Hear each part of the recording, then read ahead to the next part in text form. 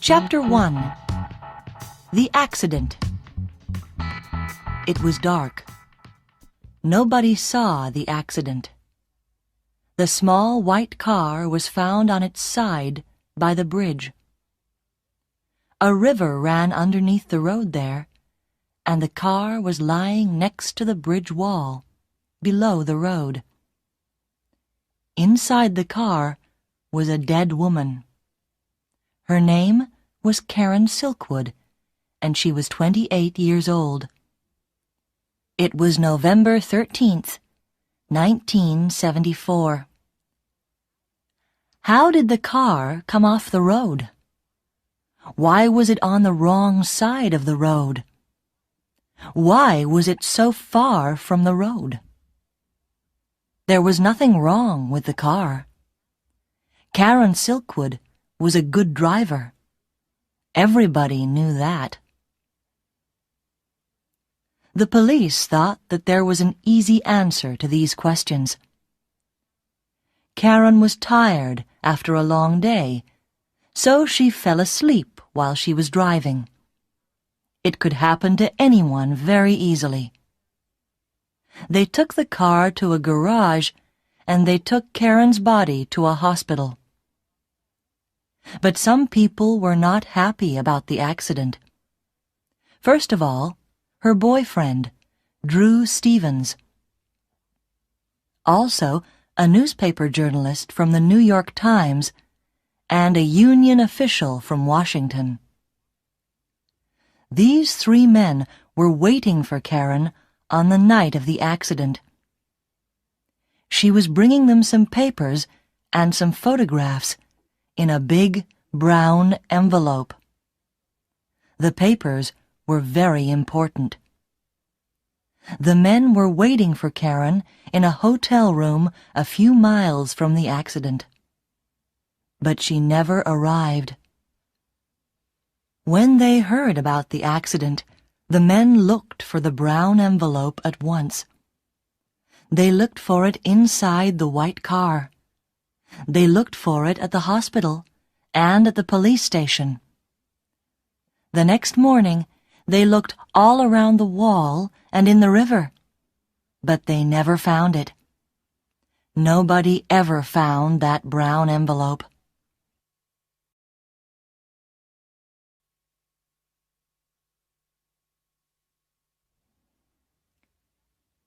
Chapter 2. The New Job. The story of Karen and her brown envelope began in 1972 when she took a new job at a nuclear factory in Oklahoma. Before that, she worked as a secretary, but in 1972, she was really tired of a secretary's life. She looked in the newspaper and saw that there was a job at the nuclear factory. The pay was much better than a secretary's pay, and the work was more interesting. She went to see Mr. Bailey, the manager of the factory, and she was surprised and happy when he gave her the job immediately. He asked Karen to start work the next day. On her first day at the factory, Karen learnt a lot. Mr. Bailey told her that she had to wear a special white coat, some special shoes, and a white hat. "These clothes protect you from radioactive dust," he said. "There isn't really any danger, of course. Everything is safe here. We check everything all the time." "I see," said Karen. "You need an identity card to get into the factory every morning. Just give me a photograph of you, and I'll give you a card. A pretty picture of a pretty girl." He smiled. Karen didn't like that smile. "He thinks I'm stupid," she thought. Why do men always think that pretty girls are stupid?" He was still speaking. "Now I'll call Mrs. Phillips. She'll take you round the factory and show you your laboratory. The manager there will explain the job to you. Don't worry, it's very easy." He smiled his thin smile again. The door opened and Mrs. Phillips came in. She was about 40 years old and a little fat. She looked afraid. "You wanted me, Mr. Bailey?" "Yes, Susan. This is Karen Silkwood.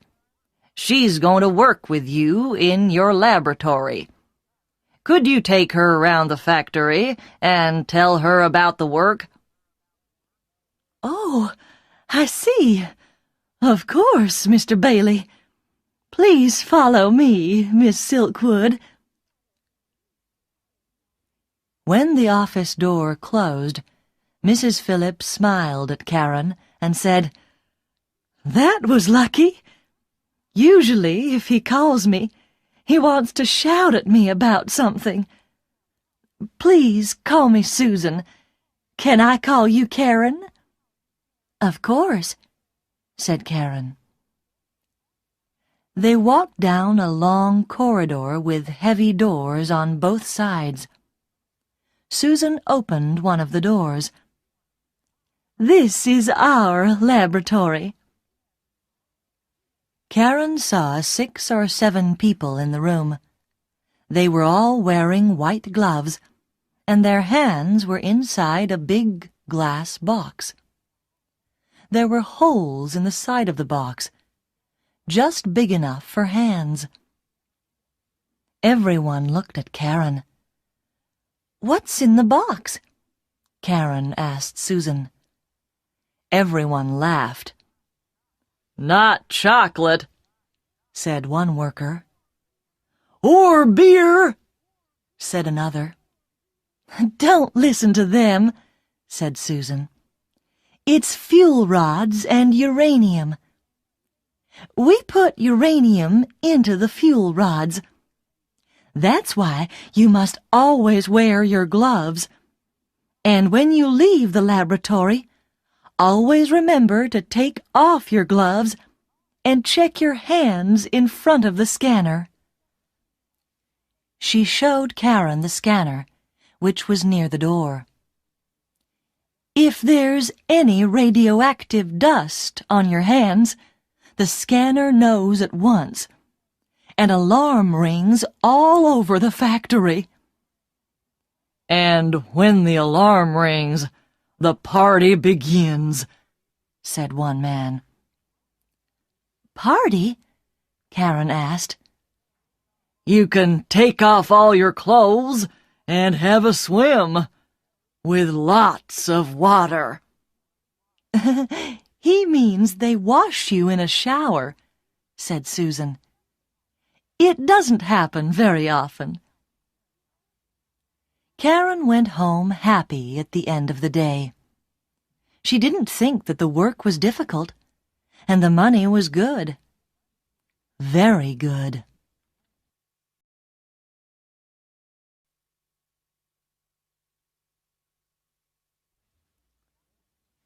Chapter 3. Karen and Drew. At first, Karen liked her new job. She was an ordinary, small-town girl who liked ordinary things. A comfortable home, a glass of beer, an evening with good friends. Soon she had some new friends from the factory. She also liked Drew. He worked in another part of the factory, but everyone used the same coffee bar. She met him a few days after she started the job. In the coffee bar, she and Susan were laughing together at a story in the newspaper. Then Karen suddenly heard a voice behind her. "Here's a new face." She turned round quickly. A tall man was standing just behind her chair, with a coffee in his hand. "Be careful with that coffee, will you?" said Karen. "You're going to drop some on me in a moment." "It's too good to be true. Nobody as beautiful as you ever works in this factory. What about having a pizza with me tonight after work?" Karen wasn't sure what to say. He looked nice, but she didn't know anything about him. Susan understood what Karen was thinking. "Don't worry, dear. It's only Drew. He's big and he doesn't talk much, but he's not dangerous." Drew laughed. "Thanks, Susan. I'll buy you a coffee every day this week for that." He turned to Karen. "Can I buy you a pizza or not? What do you say?" Karen smiled. "I never miss a free meal." When Karen arrived at the restaurant that evening, Drew was already there. He stood up when she came in and gave her a big, friendly smile. Karen thought of Mr. Bailey's smile. How could two smiles be so different? Karen found that it was very easy to talk to Drew. He listened to what she said, and they laughed at the same things. It was like talking to her favorite brother. In the next few weeks, they spent a lot of time together. Everyone at the factory saw how happy they were. Life was going well for Karen.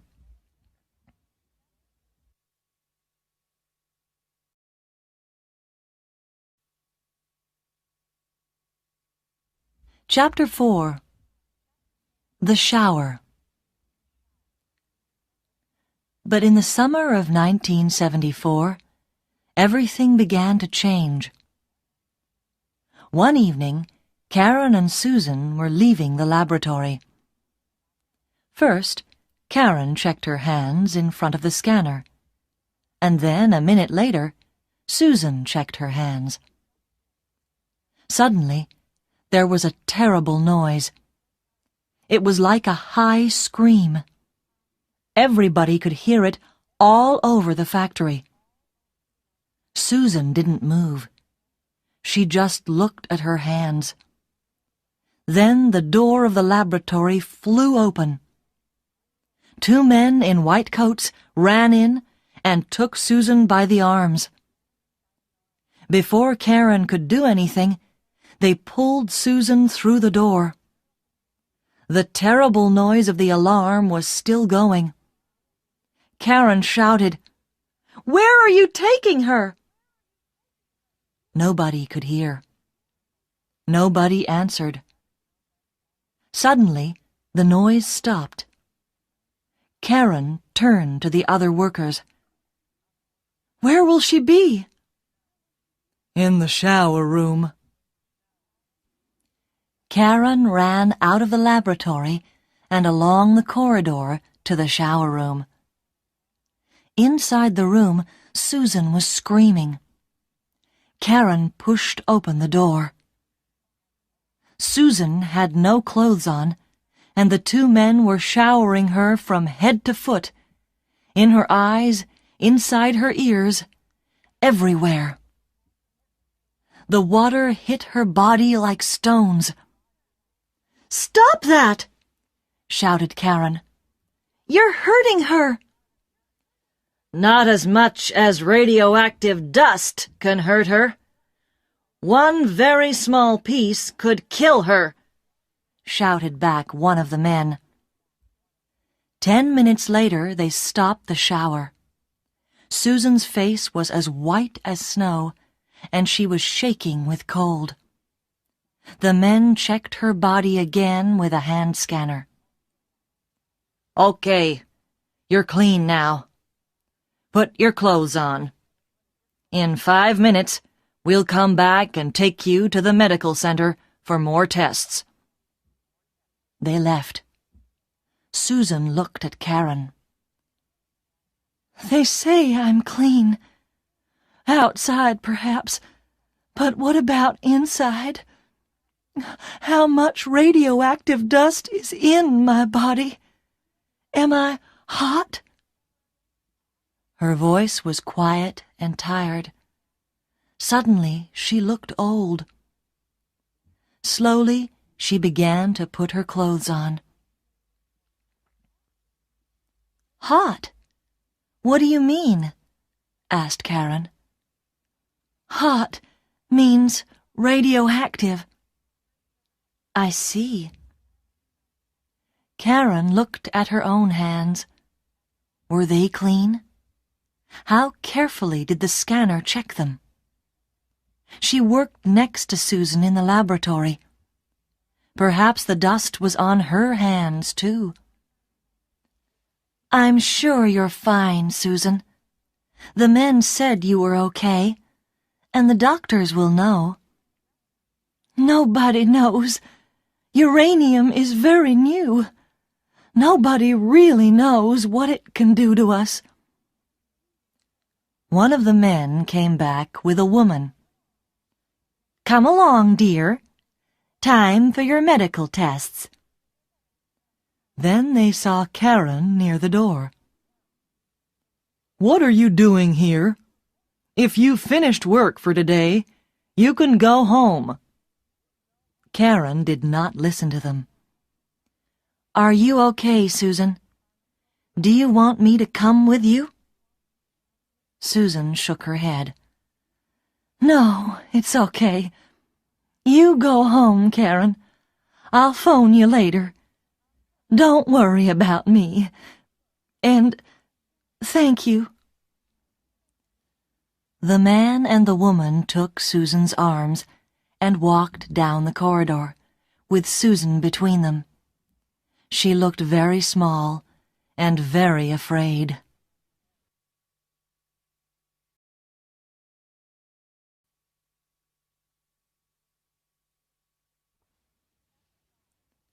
Chapter 5. The New Union Official. After the shower, Susan was a different person. She was quiet and didn't laugh very often. One evening, a few months after the shower, Karen met Susan in a bar for a drink after work. "You know, Karen, we really must leave the factory. It's very dangerous. How many times do we hear the alarm now? More and more often. And every time we hear it, we know that someone is in danger." "How does it happen? I don't understand it," said Karen. "It's because the factory is working 24 hours a day. The safety people can't do their job well. They have to check everything carefully every day. But when can they do it? When we finish, there are the people who come in to work at night. The managers don't care about the danger. They only care about the money. And you know, Karen, I'm just the same. I also have to think only of money. I have 3 children, and my husband is dead. I need the money from the factory. It's more than I can get from any other job in Oklahoma. 3 children are expensive. Very expensive." "Of course," answered Karen. "I understand. Drew and I have talked about this. He's thinking about leaving, too." "It's okay for a young man, strong like Drew. He can get many other jobs. You could leave too, Karen. Why don't you?" "Because I've decided to change things here. I like the job, and I like the people who work here. The money is good. We just need to improve safety. That's all. Surely that's not difficult. We have to talk to the managers and tell them it's important. Do you know Bob in Laboratory 16? Well, don't laugh, but he's asked me to be on the union committee, and I'm gonna try it. But Karen, you can't. You're a woman. There are no women on the committee. The men won't vote for you, said Susan.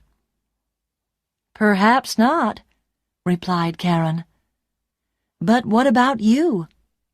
Will you vote for me? Do you know how many women work for this factory? Hundreds. And why won't the men vote for me? Perhaps I'm the first woman who has asked for their vote. Susan smiled. Well...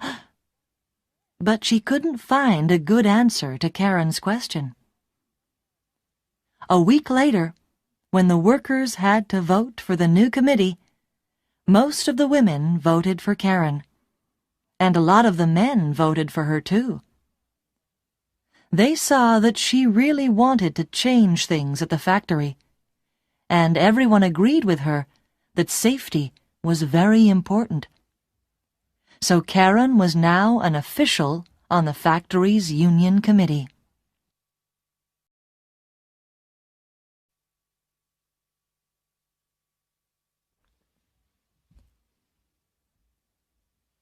Chapter 6. The Meeting in Washington. A month or two later, the alarm sounded again. This time, Karen was in front of the scanner. She went quietly with the men in white coats. But after her shower, she asked them a lot of questions about safety in the factory. They didn't answer any questions. They just got angry. They knew she was on the union committee, and they were afraid of her. All the managers knew that Karen was on the committee because she always had a notebook in her hand. In her notebook, she wrote down all the scanner alarms, every shower, and every other danger in the factory. She asked a lot of people a lot of questions, and always wrote the answers in her notebook. The notebook was getting full. In September 1974, the Union Committee had a meeting. Everybody could see that safety at the factory was getting worse.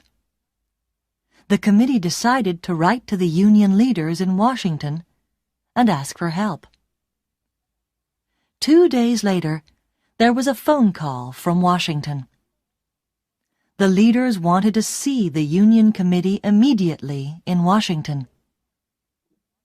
For Karen, this journey to Washington was a big adventure. She wanted to see the White House and all the other famous places in the first city of the USA, but she had very little free time. She spent nearly all the time at a long meeting. At first, the leaders just listened to what Karen and the others said about the factory. Their faces got more and more unhappy. Karen explained what was happening. The managers take photographs of the fuel rods to check that they are safe. But I know that they are secretly changing the negatives of the photographs. And why are they doing that? Because the photographs show that the rods are not safe. Suddenly, one of the leaders said to Karen, "Do you understand what you're saying, Miss Silkwood? The lives of many people could be in danger if you're right. Uranium is very, very dangerous." "I'm just telling you what the people in the photographic laboratory have told me," Karen said. "If this is true, The government will close your factory. Do you understand what that means? A lot of people will lose their jobs. The story will be on the front page of every newspaper." Karen looked unhappy. "Will it? We only want the managers to change a few things and to be more careful about safety." "I think it's already too late for that." After the meeting, one of the leaders stopped Karen outside in the corridor. "Just come with me for a minute, please," he said. He took Karen into a small room and closed the door. He didn't want anybody to hear them. "Karen, we need proof about these negatives. Without proof, nobody will believe our story. Can you get some for us?" "What proof do you need?" "Someone will have to go into the photographic laboratory and steal some negatives. We need the negatives both before they change them and after they change them. Do you know where they keep the negatives?" "Yes, I know," said Karen quietly. "But it will be very difficult. I don't work in the photographic laboratory. If one of the managers sees me there, how can I explain what I'm doing?" "I don't know, but you'll have to think of something. We can't help you if you haven't any proof." They were both silent for a minute. Karen looked out of the window. It was a lovely evening. She thought of Mr. Bailey's cold smile and Susan's screams in the shower. "I'll do it," she said. "Good girl. It will be very dangerous. Nobody must know what you're doing. Not your friends on the committee. Nobody. I'll be the only person who knows. I'll phone you once a week, and you can tell me how you're getting on." "Nobody? Can't I tell my boyfriend, Drew?" asked Karen. "No. It could be dangerous for anybody who knows." "I see. Okay. I'll do what I can," said Karen slowly. "Be very, very careful. You're a brave girl. I'd like to thank you for agreeing to do this." Karen stood up. Outside the window, the sun was still shining, but she felt cold and lonely. "Can I phone you if I need to speak to someone?" "Of course. Any time, day or night. This is my card with my name and phone number." Karen took his card. She saw that his name was Pete. She looked at him once more, and then she left the room.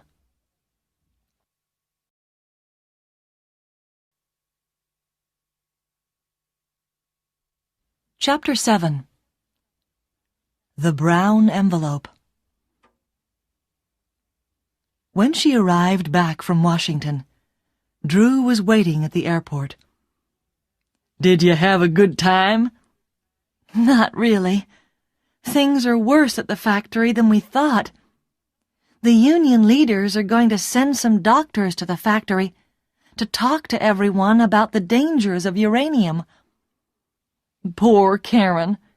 You look very tired. Let's go home, have a beer, and listen to some music. Forget the factory for one evening." Karen looked at Drew's kind, strong face. She wanted so much to tell him, but no, she mustn't tell anybody. She tried to smile. "Okay, what about a pizza at our favorite restaurant?" she said. During the month of October 1974, Karen told nobody about her secret, but she felt very lonely. She began to work at nights because there were fewer people working in the factory then, and so it was easier to get into the photographic laboratory. Very slowly and carefully, she began stealing negatives. She put the negatives in a brown envelope and put the envelope in a secret hole in the wall of her house. Nobody knew it was there. In the daytime, when she was not at work, it was difficult to sleep. She was afraid all the time. She often felt that people were watching her. Soon, some doctors came from Washington and spoke to the workers. After that, everyone tried to help Karen. They were really afraid when they heard about the dangers of uranium. Soon, Karen had to begin a new notebook. Everywhere she went in the factory, the notebook went with her. The managers watched Karen, and they watched her notebook. One day, she left it on a table in the coffee bar for 2 minutes while she went to get some sugar. A manager tried to take it, but the other workers stopped him. "What are you doing? That's Karen's book." The manager's face turned red, and he put the book down.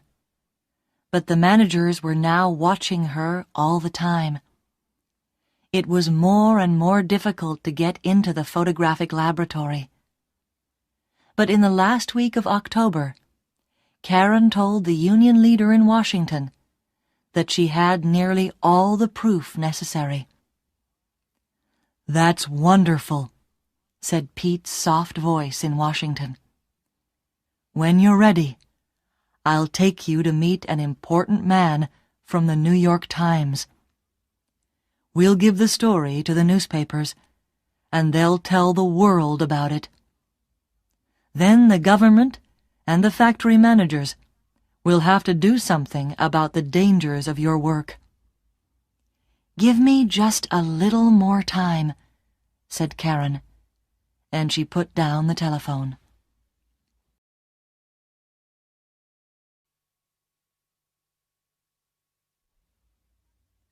Chapter 8. A Hot Home. At the beginning of November, Karen was ready for the meeting with the New York Times journalist. The brown envelope was full. Then Drew decided to leave his job at the factory. He told Karen that the work was too dangerous. He wanted Karen to leave, too. "Not yet," Karen said. She wanted to stay until the meeting with the New York Times. She knew she would have to leave the factory after that. But how could she explain to Drew?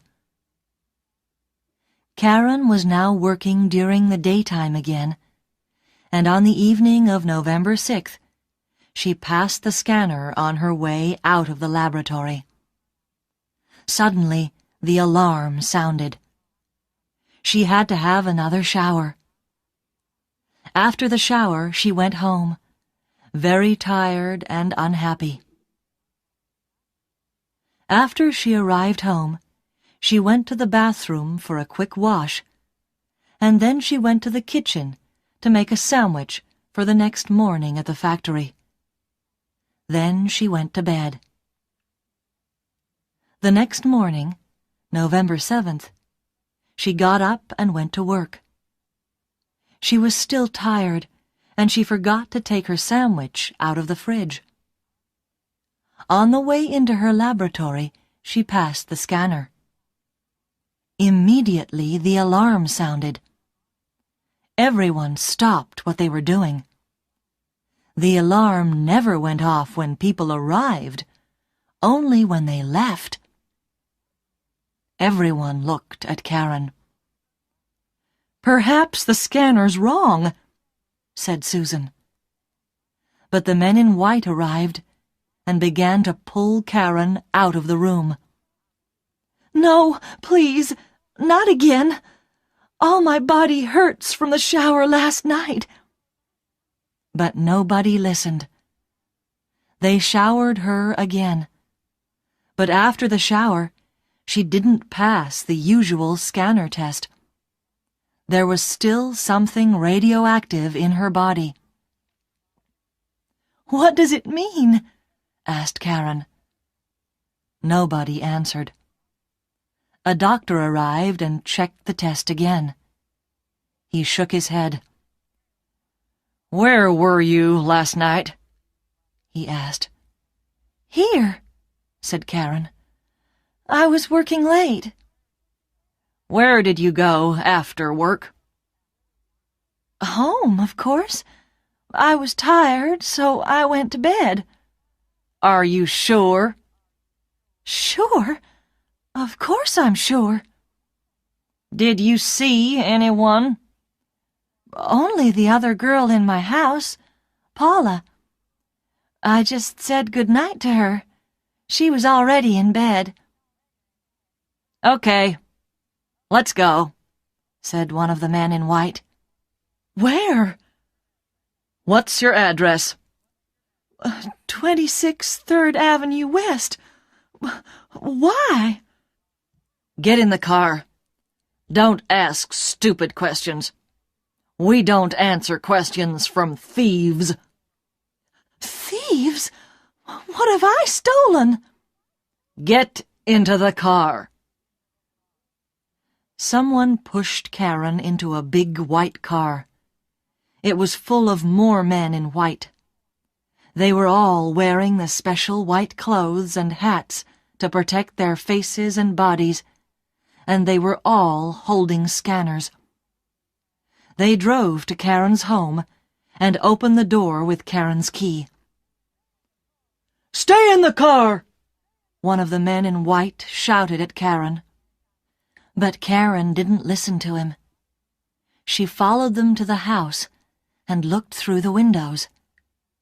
The men went all round the house with the scanners, and everywhere was radioactive. The kitchen, the bedroom, the bathroom. The kitchen was very hot, and when the men opened the fridge, the noise from the scanners was very loud. The men followed the noise to the sandwich. "I suppose she made this last night," said one of the men. "Stupid girl. She's lucky that nobody has eaten it." They put the sandwich carefully into a bag. That was only the beginning. Soon all Karen's things were in bags. Her clothes, her books, her photos. When they took her photo of Drew, Karen couldn't stay quiet any longer. "What are you doing? It's just a photo." "Be quiet," they told her. "Don't you understand anything? Your house is very radioactive. The walls are hot, too. We can't leave anything in the house. It's not safe. Think of the people next door. Now we're going to lock the house, and nobody must go in again. Phone your friend Paula and tell her to find somewhere to sleep tonight. Don't tell her too much. Nobody must know what's happened here. People won't understand, and they'll begin to worry and get afraid. That's not good for the factory." "The factory? Who cares about the factory? What about me? If my house is radioactive, I'm radioactive too," said Karen. "Why didn't you think of that before you stole the uranium? Go to your boyfriend's house. Don't go out. Don't speak to anyone. We'll phone you tomorrow and tell you what to do." They put all the bags in the car and drove away. Karen stood alone in the middle of the street. They thought she was a thief. But why? Who could want to take uranium out of the factory? Everyone knew how stupid and dangerous that was. She looked silently at her empty house. Now there was nothing in her home, only a brown envelope in a hole in the wall.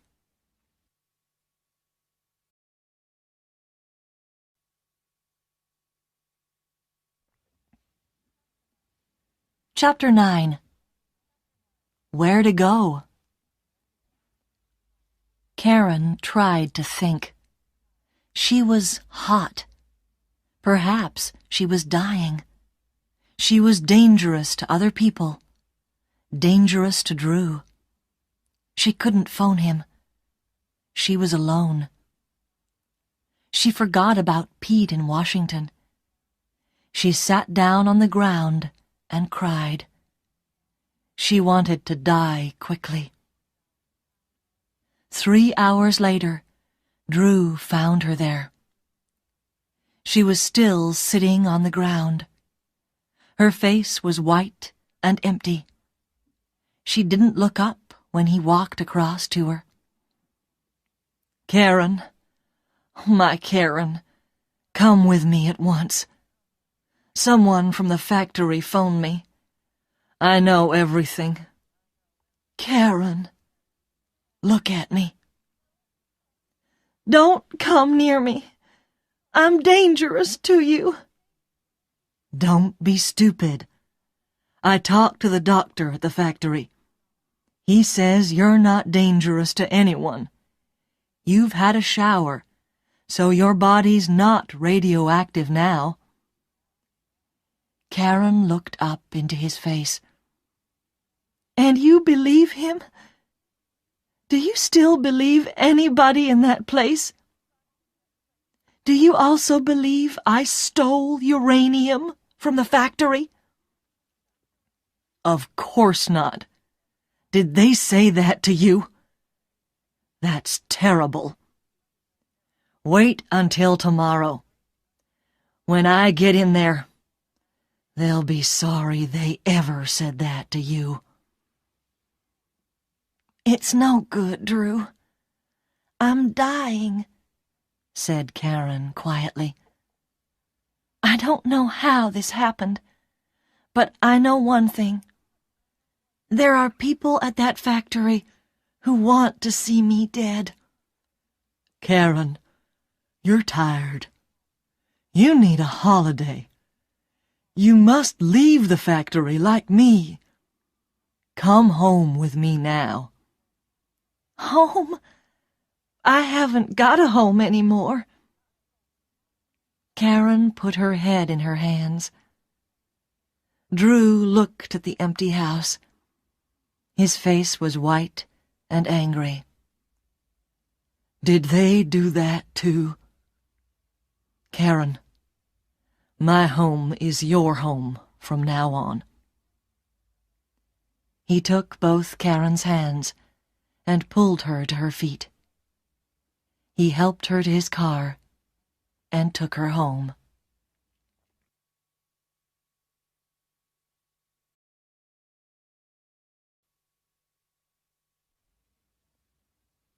Chapter 10. Karen explains to Drew. That night, Karen and Drew couldn't sleep. They had to talk.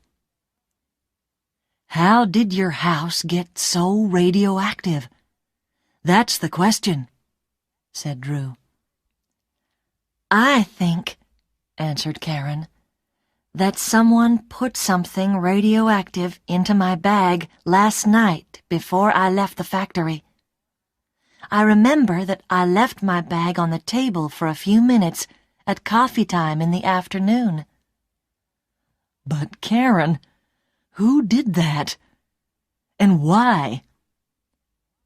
"Drew, I'm going to tell you something. Perhaps I'm dying now, so there mustn't be any secrets between us anymore. I agreed to get photos of the fuel rods for the union in Washington. I've stolen photos and negatives from the photographic laboratory. Perhaps someone saw me. One of the managers.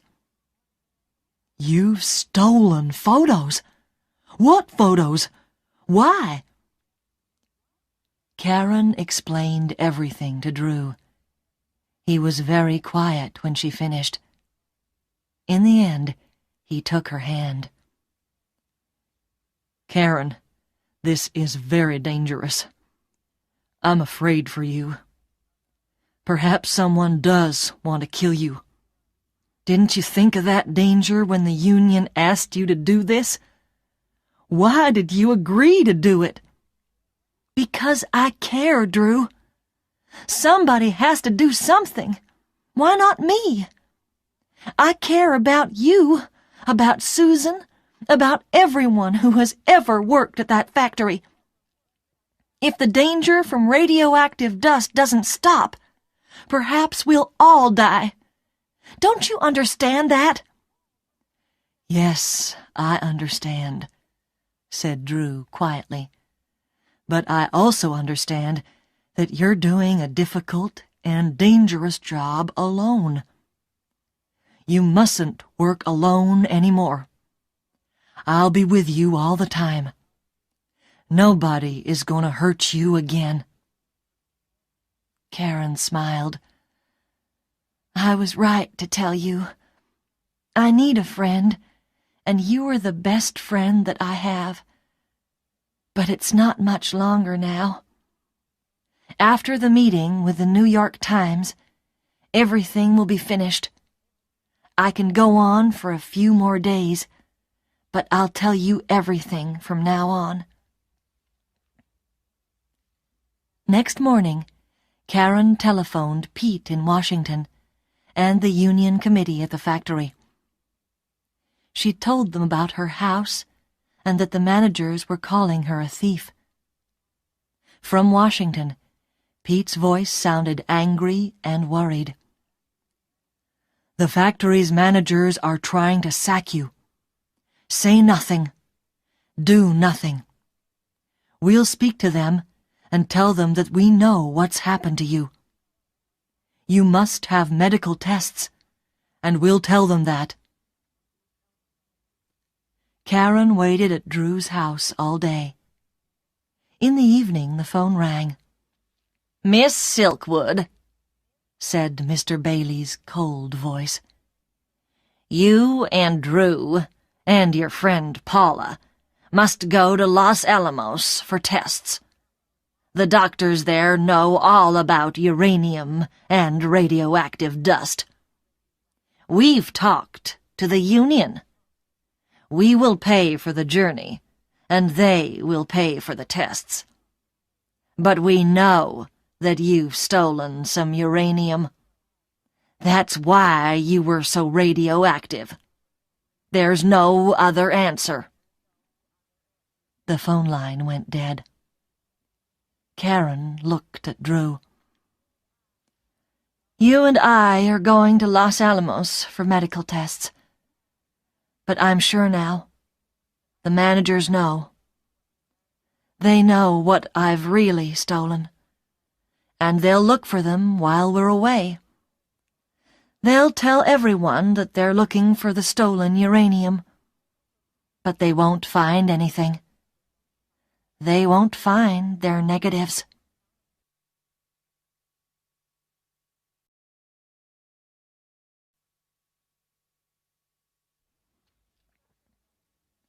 Chapter 11.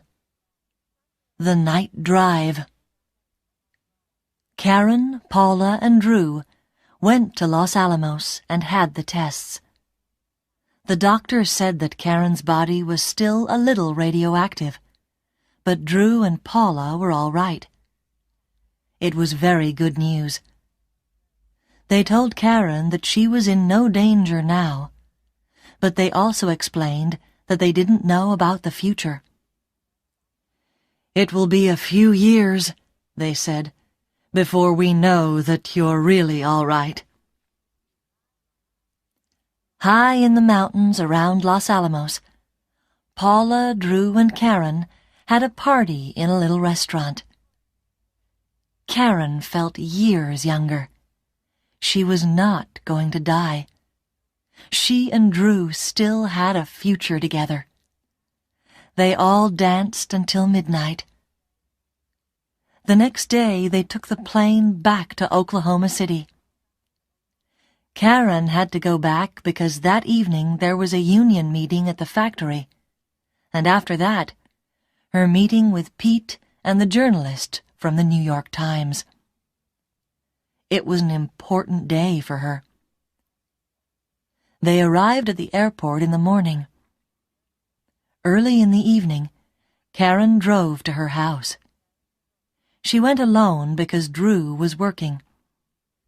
She used her key and went quietly into the house. She was only inside the house for 3 minutes, and then she left immediately and went to the union meeting at the factory. That night at the meeting, Karen had a big brown envelope in her bag. The envelope was too big for the bag, so everyone could see it. All the workers were very happy to hear that Karen was all right. They were afraid that she was very ill, so when they saw her looking happy and well, everyone felt better. "She looks as happy as she did a year ago," thought Susan. "A pretty, happy girl who likes a good time and a good laugh." After the meeting, a lot of people wanted to talk to Karen and ask her about the last few days. "I'm sorry," she said. "I can't talk to you now. I have to go to another meeting." With your good-looking Drew? asked someone with a friendly laugh. "Yes," said Karen, "with Drew, and 1 or 2 other people." She smiled. Can I take you in my car? asked her friend Bob. "No, thanks," said Karen. "I've got my car here." It was dark when Karen left the factory. She smiled at all her friends, got into her small white car, and drove away. Karen never arrived at her meeting with Drew, Pete, and the journalist from the New York Times. On the road to the meeting, a few miles from the nuclear factory, she had an accident by a wall near a river.